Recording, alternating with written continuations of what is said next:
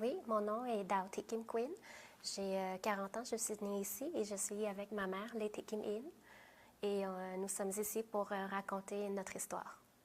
Alors, je comprends que toi, tu es né ici, mais tu vas raconter l'histoire de ta famille Oui. euh, aujourd'hui. Pour... Oui, parce que j'ai grandi avec ces histoires-là. J'ai grandi avec ma mère, ma grand-mère qui m'a raconté toute l'histoire de comment elle a fui le Vietnam pour venir s'établir ici. Puis c'est avec ces histoires-là que je me couchais le soir. Et puis, Madame Ian, vous pouvez ajouter des détails ou ajouter Oui, je pense que pour le moment, tu peux demander directement et puis quand besoin, je vais ajouter après. Okay. Alors peut-être on va commencer aux années 70, dans les années avant la fin de la guerre. Pouvez-vous décrire votre situation familiale en ce temps-là?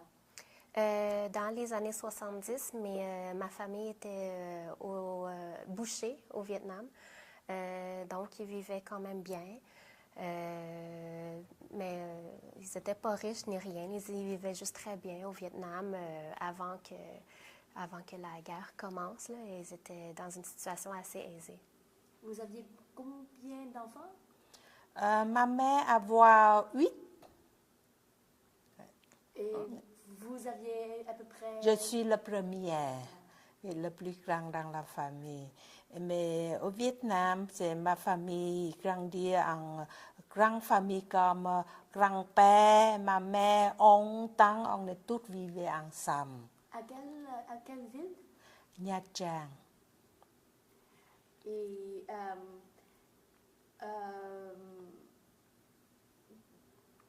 puis, pourrez-vous décrire la situation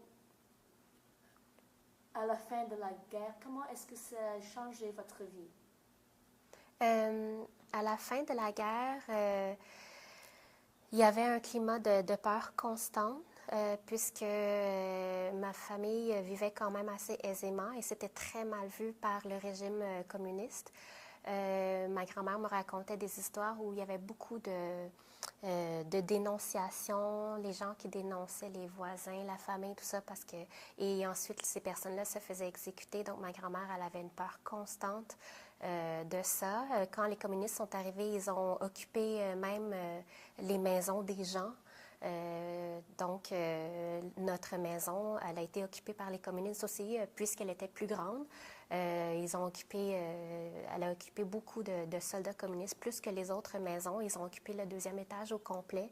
Donc, dans le fond, notre famille vivait avec des soldats communistes dans le temps. Et ma grand-mère se sentait très surveillée constamment. Donc, toute la famille, et ils avaient plus de liberté du tout. Donc, si quelqu'un dans la famille voulait aller quelque part, il fallait leur demander la permission de faire les courses, de se déplacer. Mais ma grand-mère, elle ne pouvait pas vivre comme ça, donc elle a pris la décision qu'il fallait fuir à tout prix pour la sécurité de sa famille. Et puis, est-ce que ça a pris beaucoup de temps à arriver à cette décision pour ta grand-mère? Elle a toujours su qu'il fallait, du moment qu'ils sont arrivés, elle avait déjà l'intention de fuir. C'est juste qu'il fallait trouver le moment opportun pour pouvoir partir, mais elle savait qu'il fallait à tout prix s'enfuir de là. Comment est-ce qu'elle avait d'expérience antérieure ou de connaissances? Oui, ben, une des raisons qui expliquait sa peur des communistes, c'est que, étant petite, elle a grandi dans le nord du Vietnam, dans un village très, très éloigné. Donc, c'était pas la grande ville. Puis, malheureusement, dans ces petits villages-là, quand elle était petite, il y avait eu beaucoup de soldats japonais qui étaient passés par là, ou par la suite, il y a eu des soldats français aussi qui sont passés par le village. Puis à chaque fois qu'ils passaient, c'était la peur dans tout le village parce qu'ils violaient les femmes et les enfants. Donc, elle, cette peur-là, elle avait depuis l'enfance parce qu'à chaque fois que les soldats japonais ou français arrivaient, ça criait partout dans le village, puis toutes les femmes et les enfants allaient se réfugier dans les petits buissons et se cachaient, puis jusqu'à ce qu'ils partent. Donc, par la suite, quand les soldats communistes sont arrivés, elle avait cette peur constante encore qui était restée en elle. Puis aussi le fait qu'ils se sentaient très surveillés, ils ont vu des exécutions et tout ça. Donc, ma grand-mère voulait à tout prix quitter le pays. Alors, elle était parmi des réfugiés du Nord en 1954? Oui, qui sont arrivés dans le Sud. Puis après que les communistes soient en pouvoir au Vietnam, elle est restée 1 an de plus parce qu'elle a eu mon oncle, le dernier qui était né. Puis elle est restée 1 an le temps de se préparer afin de quitter le pays. Oh, afin de quitter de la pays. Mais ok. Mais aux années 54, elle était déjà réfugiée. Au 54, quand les communistes quand ils divisaient le pays en deux parties, du nord au sud, elle essayait de fuir aussi. En fuir de chaque personne en se cache, en aller au marché ou acheter quelque chose, puis on fuit du nord, arriver au sud. Au sud. Ouais. Ok. Et puis, à Nha Trang, maintenant on est revenu à 70. Oui. À 75. Quand votre maison était occupée, et puis vous aviez décidé déjà de partir, de quitter le pays immédiatement après la fin de la guerre. Oui, donc dans le fond, ma grand-mère, elle a eu une occasion.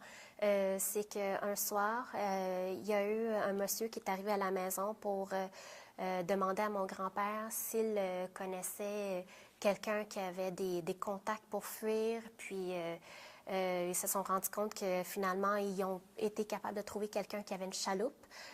Puis ma famille, heureusement, ils avaient un peu d'or parce que ma grand-mère, quand les communistes sont entrés en pouvoir, tout l'argent qu'elle avait en banque, elle avait tout perdu. Il ne restait plus rien, donc c'est de là qu'elle a compris qu'il fallait avoir de l'or au lieu d'avoir de l'argent, puisque l'argent perdait sa valeur, puis ça valait plus rien du jour au lendemain.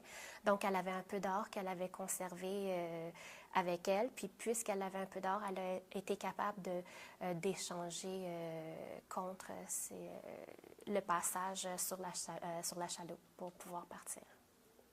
Alors, c'était à quelle année que vous aviez décidé de partir, d'essayer faire la première tentative?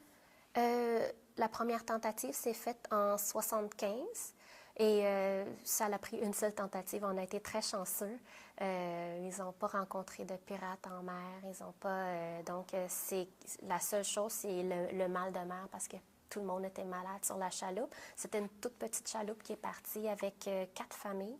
Mais après 3 jours et 2 nuits, ils ont été sauvés par un navire britannique. Donc, un gros navire britannique qui les a vus en pleine mer. Mais sinon, ils étaient juste en pleine mer. Là. Le point embarcation a été Nha Trang? Nha Trang, oui. Ils sont partis de Nha Trang. Ils voulaient aller vers les Philippines. Puis c'est sur le chemin pour aller vers les Philippines que là, en haute mer, ils ont rencontré le navire britannique qui les a sauvés de là parce que le lendemain, il y a eu une grosse tempête en mer. Puis la chaloupe aurait chaviré, c'est sûr, parce que c'est une toute petite chaloupe en haute mer.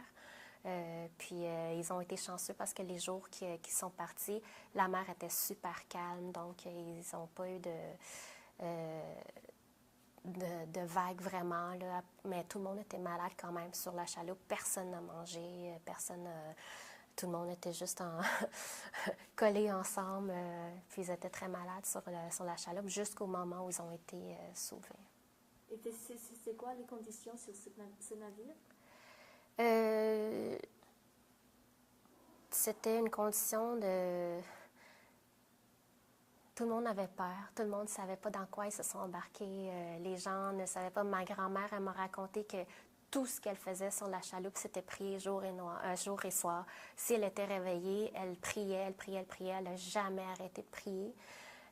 Puis elle croit fermement que c'est sa foi qui l'a aidée à se sortir de cette situation. Elle croit que quelqu'un là-haut a entendu ses prières, mais elle n'a jamais arrêté de prier. C'est tout ce qu'elle a fait. Même que elle était prête avant même de partir. Un détail qui m'a vraiment chamboulée quand je l'ai su, c'est que quand elle était partie, elle voulait tellement fuir le régime communiste, elle voulait tellement protéger ses enfants, ma mère, toutes mes oncles, mes tantes, qu'elle a même amené avec elle, coûte que coûte, une bouteille de somnifère. Elle avait une grosse bouteille de somnifère qu'elle était prête à donner à tous ses enfants si jamais il y arrivait quoi que ce soit, des pirates ou peu importe, s'ils se faisaient capturer. Elle était prête à donner ça à sa famille. Elle ne voulait pas vivre le régime communiste. Donc, c'était vraiment l'énergie du désespoir qui l'a fait s'enfuir. Donc, sur la chaloupe, j'imagine que c'était un peu de désespoir, un peu d'espoir, un peu de peur et beaucoup de peur. Et puis, après ça, qu'est-ce qui s'est passé? Après ça, ils ont été sauvés par le navire britannique. Le navire britannique, tout de suite après les avoir embarqués sur le navire, ben, eux, ils s'en allaient vers les Philippines. Donc, ils ont passé... ma famille... Cái tàu, ces bateaux-là allaient c'est Singapour. Ah, Singapour, oui. Je me suis trompée. Donc, ils s'en allaient vers Singapour. Puis, ma famille a passé un total de 30 jours sur le navire où ils ont été très bien... les gens s'occupaient très bien d'eux. C'est juste qu'ils étaient comme avec tout ce qu'ils ont vécu. Ils avaient encore un peu peur. Ils avaient encore... il n'y avait pas encore de stabilité. Ils ne savaient pas vers où ils s'en allaient. Donc, les gens, il n'y avait pas d'appétit. Les gens, sur le navire, ils ont essayé de nourrir ma famille avec des gros bols de ragoût et de pain. Puis, presque à chaque jour, tout a été jeté presque parce que, de un, on n'était pas habitué de manger autant de viande. Puis, au Vietnam, personne ne mangeait autant de viande. On n'était pas assez riches pour en manger autant. Puis là, après tout le séjour en mer, en chaloupe, on avait encore le mal de mer. Puis là, on ne savait pas vers où on s'en allait. Donc, ma famille, il n'y avait pas beaucoup d'appétit. Ils étaient encore fatigués. Ils étaient encore très anxieux de leur futur. Donc, malgré que les personnes sur le navire ont été très gentils, ils ont été très bons envers ma famille. Ils ont acheté des jouets pour les enfants quand ils se sont arrêtés à Singapour. Leur ont donné des vêtements. Ils ont acheté des vêtements pour la famille parce que là-bas, il faisait plus froid. Donc, tout le monde s'est fait donner des vêtements, des chandails de laine. Ils se sont fait très bien nourrir. C'est juste qu'ils n'avaient pas d'appétit. Ils étaient encore anxieux envers le futur. Alors, c'était seulement les 4 familles qui se sont trouvées sur le navire, hein? Oui. Oui, de cette chaloupe-là, oui. Quand ils ont vu le navire, ils se sont mis debout, puis ils ont brandi les morceaux de tissu là, pour se faire apercevoir. Puis ils ont dû s'approcher très, très, très proche du navire parce que c'était un très gros navire et la chaloupe, elle était toute petite en pleine mer, donc c'est sûr qu'ils ne les auraient jamais vus. Donc les gens se sont levés sur la chaloupe, puis ils ont brandi les vêtements, les vêtements pâles, les vêtements blancs pour se faire voir. Puis finalement, ils ont vu dans le navire qu'il y avait des gens qui avaient des jumelles, puis ils ont regardé, puis ils se sont rendus compte que c'était une chaloupe. Quand ils se sont approchés, ils ont vu que c'était presque que des enfants. Il y avait quelques adultes, il y avait les adultes des pères-mères de chaque famille, mais le reste des gens sur la chaloupe, c'était tous des enfants. Donc là, ils les ont sauvés. Il y avait combien de personnes là-dessus? 33 personnes. 33 personnes. Puis, c'était quoi la réception à Singapour? Pour le bateau, ils cherchaient de l'huile, de gaz Pétrole? pétrole et puis l'apporter au Japon. Le navire? Oui, donc c'était un navire britannique qui allait vers Singapour chercher du pétrole pour l'amener au Japon. Puis c'est pour ça que par la suite, ma famille, ils ont fait un séjour dans un camp de réfugiés au Japon. Donc ils les ont amenés, ils les ont déposés au Japon. Puis c'est là que ma famille était parmi les premières familles à être dans un camp de réfugiés au Japon. Alors, à Singapour, on ne les... Seulement resté dans le... Ils sont restés dans le navire. Ouais. Ils ne sont pas il n'y avait descendus. pas de Non. possibilité il n'y avait pas de camp de réfugiés Non, là-bas. Et puis, il n'y avait pas de possibilité de rester à Singapour. non. Alors, c'était quoi les conditions au Japon? Est-ce que c'était un camp même? Non, toute ma famille m'ont dit que les conditions étaient très bonnes au Japon. Ils avaient même des sorties où ils allaient à des parcs. Ils ont organisé des sorties pour les familles. Ils avaient un peu d'argent de poche aussi pour dépenser. Ils mangeaient bien. Donc, les conditions étaient très bonnes au Japon. C'est quel type d'hébergement?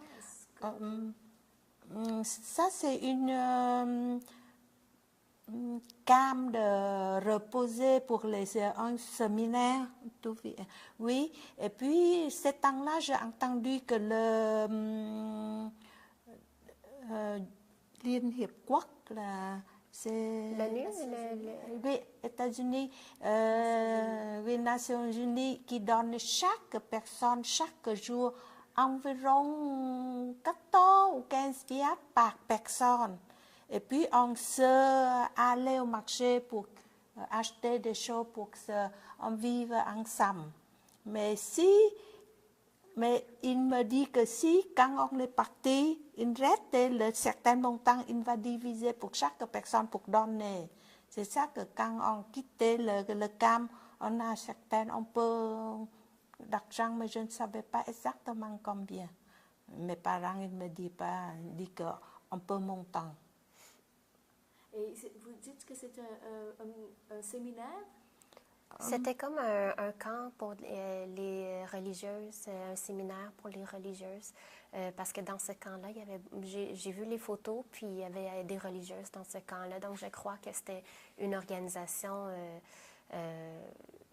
des religieux, là, des chrétiens pour venir en aide aux gens. C'est tout ce que je sais de ce camp-là. À ce temps-là, alors vous direz que c'est l'été de 1975, à peu près?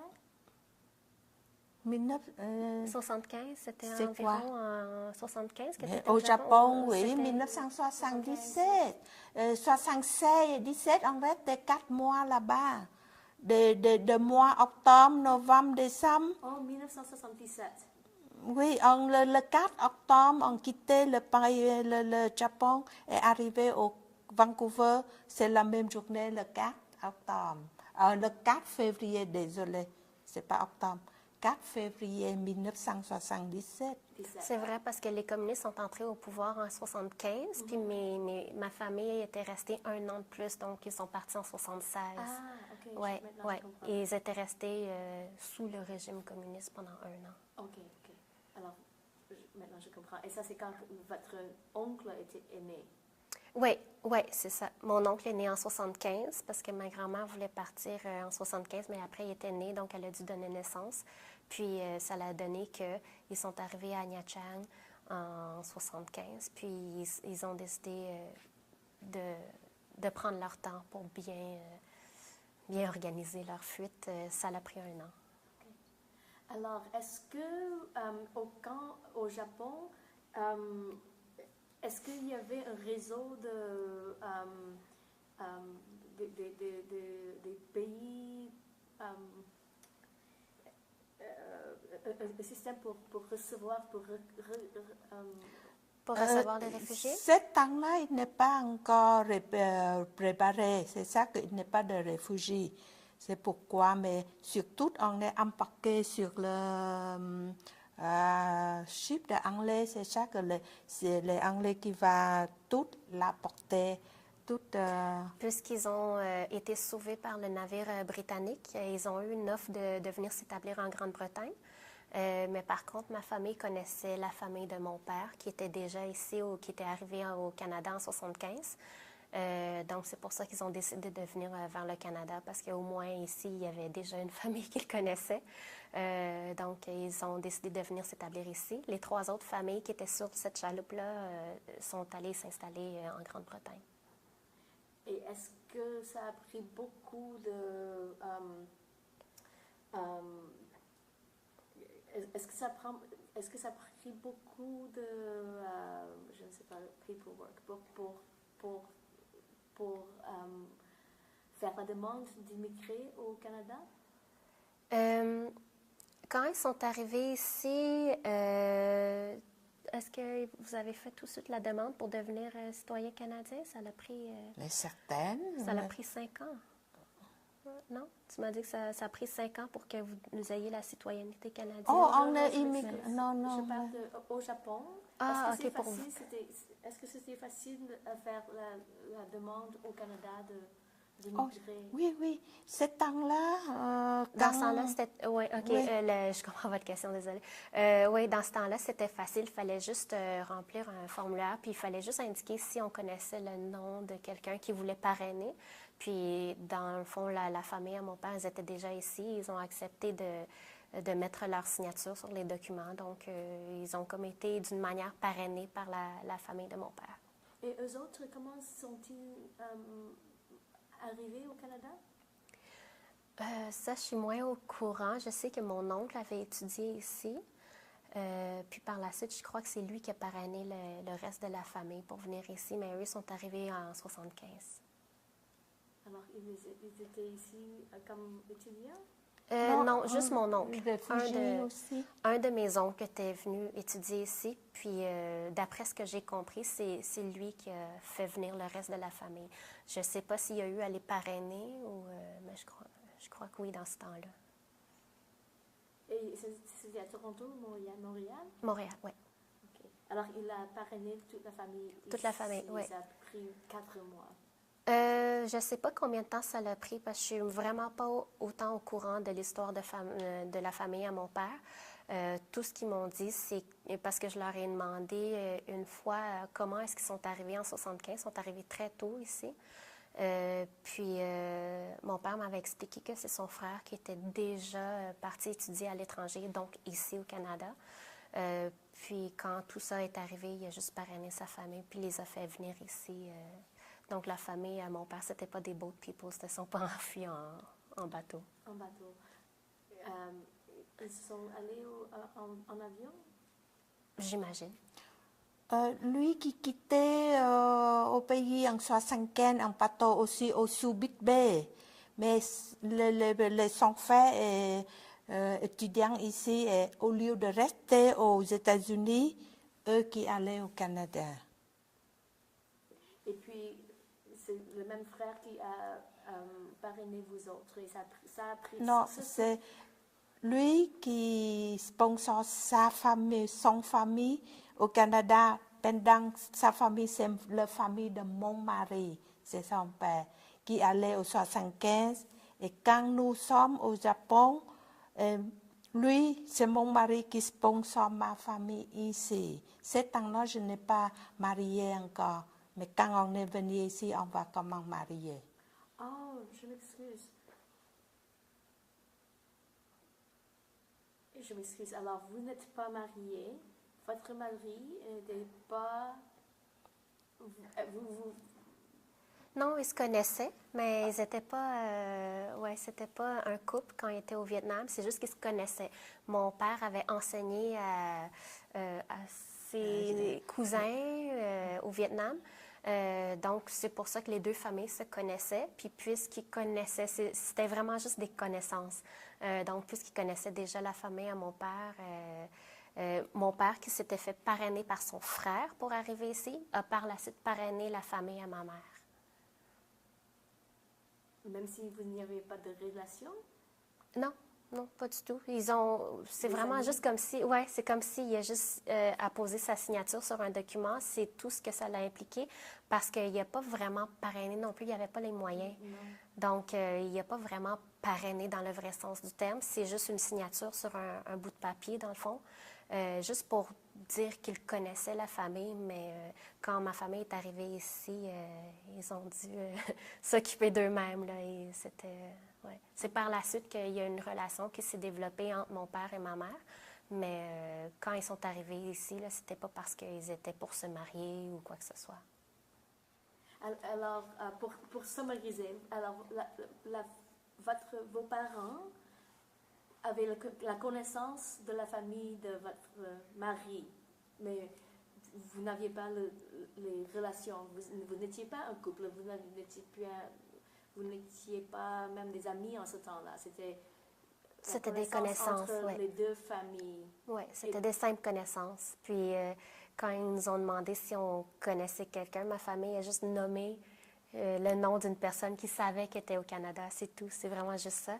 Puis quand le gouvernement a contacté mon père pour lui demander s'il connaissait bel et bien notre famille, la famille de ma mère, il a simplement dit oui, oui, je les connais. Puis c'est comme ça qu'ils sont arrivés ici. Alors, c'était quoi vos impressions initiales au Canada? Ma mère m'avait dit que quand elle est arrivée ici, c'est sûr que le froid, c'était la première impression. Ils sont arrivés le 4 février 1977. Donc, en plein mois de février, il y avait beaucoup de neige. C'était très, très, très froid. Mais par la suite, ils avaient tellement de préoccupations que le froid a juste pris une petite place. C'était pas ça qui prenait la grosse place. Il fallait il fallait apprendre la langue, il fallait trouver du travail, donc c'était ça les préoccupations principales. Quand ils sont arrivés ici, durant la première semaine, ils étaient hébergés dans un hôtel par le gouvernement. Ils se sont fait fournir des vêtements chauds, donc chaque personne s'est fait fournir une tuque, un manteau pour braver le froid canadien. Mais par la suite, après cette semaine-là, ils ont dû apprendre le français. Puis le français, c'était par l'entremise de, je ne sais pas si c'est une organisation, mais ça s'appelait le COFI. Puis pour le COFI, bien, en fait, pour aller apprendre le français, chaque personne avait 80 $ d'allocation par semaine.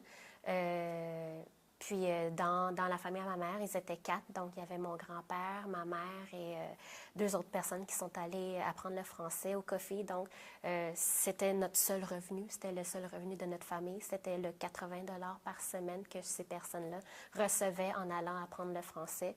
Il fallait faire avec. Donc, c'est ce qu'on a fait. On a fait avec. On a habité dans des très petits logements, toute la famille ensemble, pour respecter le budget très restreint qu'on avait. Mais à part de ça, il n'y avait pas d'autres allocations. Là. Il n'y avait pas d'autres. Donc, rapidement, tout de suite après le COFI, ma mère, elle s'est trouvée un emploi en tant que couturière dans une usine de vêtements. Mon grand-père a trouvé du travail dans un hôtel en faisant de l'entretien. Puis, c'est comme ça qu'ils ont survécu à leur première année. Là. C'est juste en se préoccupant de la famille, puis du travail, puis tout ça. Est-ce que toute la famille a pris de la formation de française? Oui. Tout le monde, votre mère aussi? Non, ma mère... Non, ma grand-mère est restée à la maison pour s'occuper des petits enfants parce qu'elle avait des enfants qui étaient très jeunes. Mes oncles, j'avais un oncle qui avait à peine... Non, surtout, elle est malade, elle n'est pas capable. Pardon. Mais oui, ma grand-mère, elle a été très malade aussi. Elle a été hospitalisée pendant les 3 premiers mois. Oui.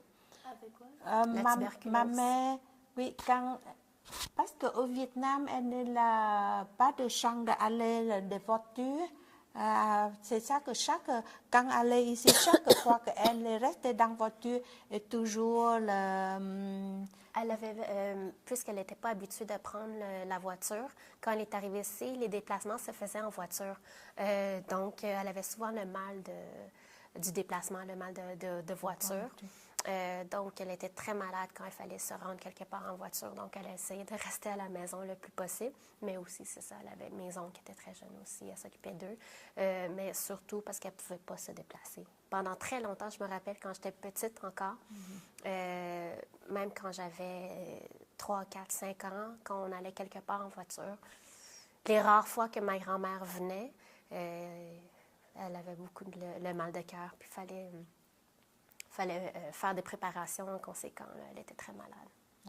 Mais surtout, quand on est arrivé ici, ma mère est en grossesse pendant que quitte de fuir le pays et rester au Japon et c'est toujours malade, pleine malade. Et quand elle est arrivée ici, elle est en grossesse d'environ 7 mois, 6 mois.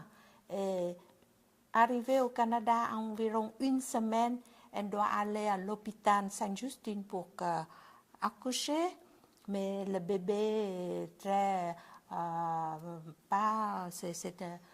était prématurée. Mon oncle, le dernier, était prématuré, puis il n'a pas survécu. Ma grand-mère était trop malade. Par la suite, elle a été hospitalisée pendant 3 mois pour la tuberculose. Donc, elle a dû se faire soigner les 3 premiers mois qu'elle était ici. Alors, elle était 3-4 mois en grossesse quand quitte le pays, oui. En quittant le pays? Peut-être 2 mois, oui. Pas certaine, mais quand on est resté au Japon et je vois ma mère en grossesse, et puis quand arrivée ici, elle accouche tout de suite, mais pas capable de garder les enfants parce que les enfants pas bonne santé. Et moi, mais ce temps-là, on ne connaît pas comment l'hôpital qui demande juste d'arriver, pas l'argent rien, et puis l'hôpital qui demande de signer pour donner l'hôpital, et puis il va faire des recherches et occuper après. Et puis, pour que mes parents connaissent les enfants, nous, on ne connaît pas mon petit frère. On n'a jamais vu. Alors, dans votre famille, c'était qui autre qui avait du travail en arrivant au Canada? C'est après 6 mois de Covid, seulement mon père et moi, on a dans la famille, on a tante et on cousine, cousin. Mais lui, pour le temps qu'il gardait son salaire, il travaille aussi, mais gardait seulement mon père et moi. Moi, je n'ai pas capable d'aller à l'école parce que j'ai aidé mon père pour occuper mes frères et sœurs. Surtout ma mère est très malade. Puis après cela, est-ce que vous avez eu de la chance d'aller à l'école? Non. Jamais. Non, à partir de ce moment-là, ils se sont juste occupés à travailler, mon grand-père et ma mère, depuis ma mémoire de ma plus tendre enfance. Ils ont toujours travaillé. Ils n'ont jamais arrêté. Puis c'est pour ça que j'ai grandi chez ma grand-mère. J'habitais chez ma grand-mère pour que ma mère puisse aller travailler. Puis donc, c'est ma grand-mère qui s'occupait de moi comme elle s'occupait déjà de mes oncles les plus jeunes. Donc, j'ai vraiment grandi avec mes grands-parents. Puis, c'est vraiment en travaillant sans cesse, comme ça qu'on a fait notre vie ici. Puis ma mère, elle a fait une bonne vie ici pour nous tous. Puis, et quels sont les travaux que vous avez faits? Au début, je travaillais couturier dans les manufactures, mais après quelques années, quand ma mère est sauvée en certain argent, on commence à faire le commercial. Oui, donc ma grand-mère, elle était très bonne pour économiser de l'argent. Donc, on était sur un petit budget. Je me rappelle quand j'étais vraiment petite, ma grand-mère restreignait beaucoup les portions de nourriture pour faire attention parce qu'elle avait encore la peur que si jamais, surtout que quand ils sont arrivés ici, pas longtemps après, en 80, il y a eu le référendum, le premier référendum, puis elle avait peur que ça devienne un peu comme au Vietnam. Elle avait peur de perdre son argent en banque, donc elle a été retirer son argent en banque. Puis par la suite, elle a voulu accumuler de l'or parce qu'elle avait peur que ça fasse la même chose qu'au Vietnam. Donc, elle avait encore cette peur constante. C'est pour ça qu'elle a toujours été très, très, très économe. Donc, rien de luxueux, là, rien dans la famille, rien de... On mangeait vraiment l'essentiel. On mangeait là, sur un petit budget. Elle a fait en sorte que toute la famille de 12 personnes mange sur un petit budget. Mon grand-père, quand il partait travailler, à chaque jour, pendant très longtemps, tout ce qu'ils avaient, c'était une boule de riz collant qu'elle lui donnait. Comme, jamais il allait se permettre une canette de soda, de liqueur, jamais, pas de cigarette, pas rien, pas de jus, vraiment juste, il y avait seulement une petite boulette de riz collant pour aller travailler. Puis en plus, pendant un certain temps, il y a eu la grève des autobus, donc on n'avait naturellement pas de voiture, il n'y avait plus de moyens de transport, donc mon grand-père a dû marcher très loin pour aller travailler. Il marchait de l'avenue du Parc, coin Bernard, jusqu'à René Lévesque et Guy pour travailler à l'hôtel où il y avait un emploi, puis il a marché ça à tous les jours sans prendre une seule journée de congé, puis avec sa seule petite boulette de riz collant qu'il mangeait au dîner. Puis, ça c'est à peu près 3 kilomètres d'Iran. C'est plus loin que ça. C'est quand même au une bonne centre-ville, distance. c'est Ouais, loin. centre-ville. Au centre-ville. René Lévesque Pas jusqu'à c'est Avenue du centre-ville, Parc, très qui est dans loin. l'est. Dans Vous l'est. dites 6-7 kilomètres.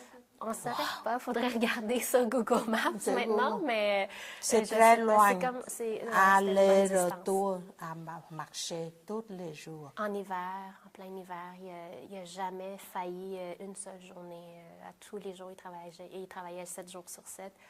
Puis il marchait cette distance-là pendant tout le temps qu'il y a eu la grève des moyens de transport, la grève des autobus. Et puis, vous avez maintenant déjà marié? Mais je mariais tout de suite avec son père depuis 1978. Et puis, 1979, je Pas commence. loin après arriver. Oui, arrivé. On est tout de suite mariés un an après. Et votre mari, quel sorte de travail a-t-il trouvé? Malheureusement, il est allé ici et puis il dit pas, il essayait de revenir à l'école, mais il dit qu'il n'est pas capable de reprendre l'école. Au Vietnam, c'était un enseignant. Puis c'est sûr qu'il enseignait le vietnamien, donc quand il est arrivé ici, il ne pouvait plus enseigner. Il n'y a personne qui voulait apprendre le vietnamien au Canada, donc retourner à l'école, c'était difficile. Il a travaillé quelques temps ici, là, dans des usines, mais pas rien de... Il n'y a rien de concret, rien qu'il a pu garder comme emploi. C'était difficile pour lui. Est-ce qu'il y avait beaucoup d'opportunités pour apprendre le français, de formation de langue? Je crois qu'il y en avait, mais le français, c'est une langue extrêmement difficile à apprendre. Puis mon père, il a essayé, mais il a dit, il parle français, mais pas, c'est sûr qu'il ne parle pas bien à 100%. Puis il trouve que c'est une barrière constante quand il allait chercher du travail ou quoi que ce soit, ou même dans la vie de tous les jours, dans les interactions de tous les jours. Il a toujours trouvé ça difficile, puis c'est quelqu'un de fier. Donc, c'est sûr que s'il parlait, il voulait que ça sonne bien, il voulait puis faire des erreurs, tout ça, en parlant, je crois que ça l'affectait beaucoup. Donc, il était, d'après moi, un petit peu trop fier pour pouvoir s'adapter bien, parce qu'il avait trop peur de faire des erreurs, d'être embarrassé, d'être... Et puis, votre tante et votre cousin, est-ce qu'ils ont trouvé travail aussi? Oui, mais après 6 mois de Covid, ils ont décidé de louer pour sortir ma famille. Eux qui je cherchais le travail pour eux. Mais moi, je restais avec mon père, ma mère, avec mes petites frères et sœurs. Ils ont fait des emplois ici et là, puis ils ont voulu être indépendants de la famille de ma mère. Donc, ils ont fait leur chose. Là. Puis oui, ils ont occupé des emplois ici et là. Alors, c'était quoi des défis que vous avez subis? Les défis, c'était vraiment... ben, il y avait la langue, mais ma mère, elle a dit que tout de suite après ses cours de langue, le travail était quand même facile à trouver. Elle n'a pas trouvé que c'était difficile du tout. Même mon grand-père, qui parlait à peine le français, s'y trouvait du travail. Donc, c'était pas ça le gros défi. Je dirais même que le défi est arrivé un petit peu par après, quand moi, je suis arrivée à l'adolescence. C'est là que le gros défi était. C'est le clash entre les deux cultures. Ça, c'était plus difficile qu'autre chose. Parce qu'en premier, ma mère, d'après ce qu'elle m'a raconté, c'est très bien adapté ici. La famille au complet, c'est très bien adapté. Mes oncles, mes tantes, tout le monde, ils ont tous... c'est mes oncles qui étaient plus jeunes, donc ils ont eu la chance de commencer l'école dès leur jeune âge en français. Donc, on n'a eu aucun problème à ce niveau-là. C'était vraiment au niveau de la culture. La culture vietnamienne n'est pas pareille comme la culture canadienne, surtout il y a là 40 ans. Donc, quand moi, j'ai atteint l'adolescence, puis tous mes amis vietnamiens, c'était pareil, c'était la même chose dans tous les foyers. J'avais des amis vietnamiens aussi du même âge que moi. On avait tous les mêmes problèmes parce que nos parents ne nous comprenaient pas. Les parents étaient encore, dans leur mentalité vietnamienne. Puis nous, on a grandi ici, on a été à l'école ici, la culture d'ici, on l'a absorbée. On est très... Donc, pour moi, personnellement, et ma mère, je trouve que le défi est arrivé par après. Tout ce qui est financier, tout ça, ma mère s'est très bien débrouillée, elle a travaillé fort. Donc, je crois que quelqu'un qui travaille fort, qui veut travailler, il y a du travail. On peut faire une vie ici, les opportunités sont là. C'est quand même... mais c'est vraiment le côté culturel qui va être plus difficile par la suite. Pourrez-vous décrire ce conflit entre les générations? Le conflit, c'est juste un manque de communication, peut-être. C'est sûr que on vient d'une culture qui communique pas super bien, d'après moi. Je trouve que les émotions, on n'en parle jamais. Par exemple, quand j'étais petite, ma mère ne va jamais me demander comment je me sens. Elle va me demander, est-ce que tu as faim? Est-ce que tu as mangé? Est-ce que tu as fait tes devoirs? Est-ce que tu t'es lavé? Mais elle ne va pas faire, comment est-ce que tu te sens? Elle va dire, est-ce que ton examen était difficile? Mais jamais elle va me demander par rapport à mes émotions. Donc, c'est de là que vient. Puis moi, là, je vais à l'école, puis tous mes amis, tous les Québécois, ils disent « Ah, moi puis ma mère, on s'est parlé toute la journée, puis je lui ai raconté ma peine d'amour avec mon chum, tout ça, puis moi, j'ai même pas le droit d'avoir un chum. » Puis, fait que ça, c'est sûr que c'est difficile, quand ça s'est arrivé. Puis, mais au moins, qu'est-ce qui m'a aidée, c'est que je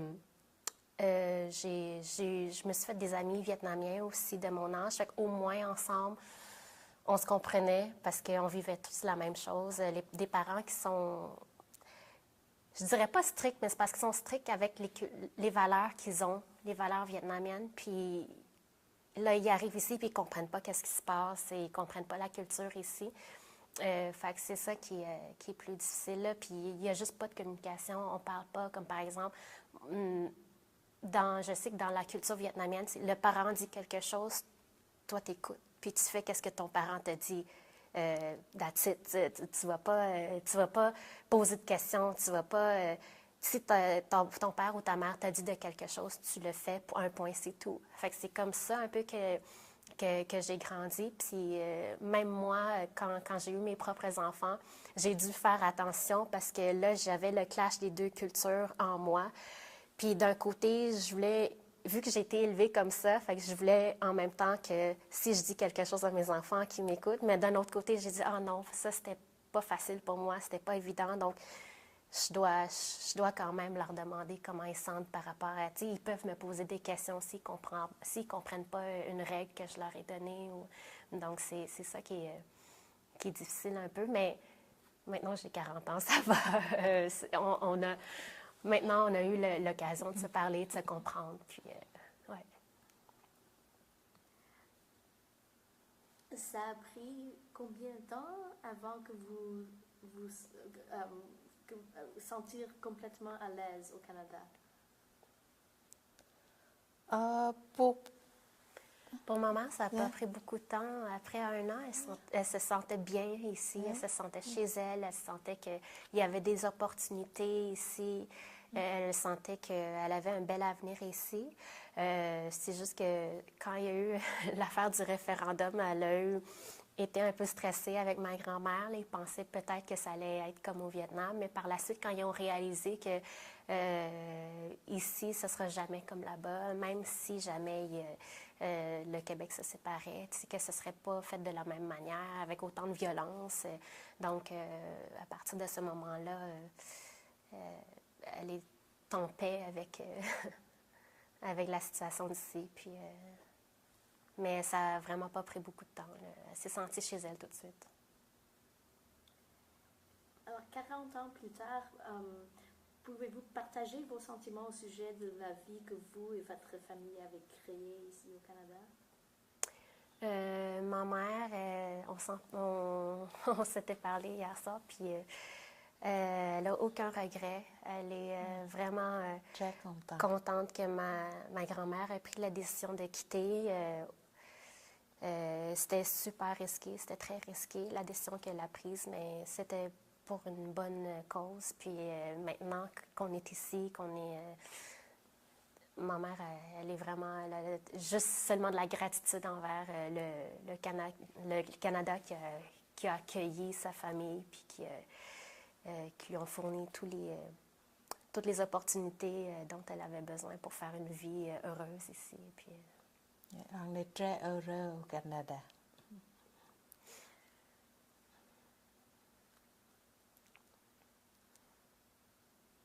Qu'est-ce que la jeunesse canadienne pourrait apprendre au sujet de vos expériences personnelles comme réfugiés?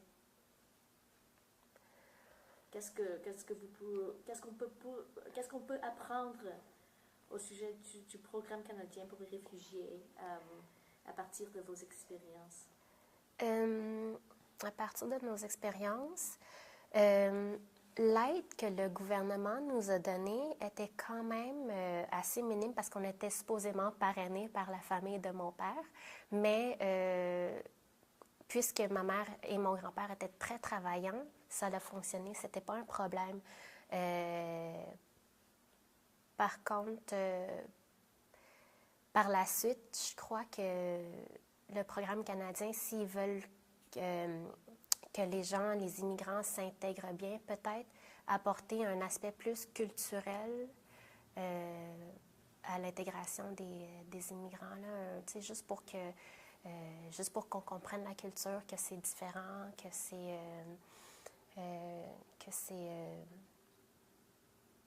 que partout à travers le monde, c'est pas toutes les cultures qui sont pareilles. Puis ici au Canada, c'est une culture qui est très, très ouverte. Personnellement, moi, je trouve. Mais il faut quand même en parler. Il n'y a pas eu de ça vraiment quand ma mère est arrivée, mais elle, c'était pas un problème. C'était pas... Elle a juste des bonnes choses à dire sur ça, parce que elle, tout ce qui l'importait, c'est que le Canada l'ait accueillie. Donc, peu importe s'il y avait un programme ou pas, pour elle, il n'y avait pas de problème. Je vous remercie. Merci.